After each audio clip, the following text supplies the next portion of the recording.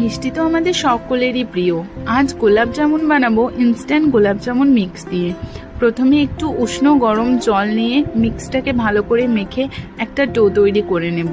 তারপর 1 কাপ মতো জল এবং ঠিক 1 কাপ মতো চিনি ভালো করে মিশিয়ে 10 থেকে 15 মিনিট ফোটাতে দেব।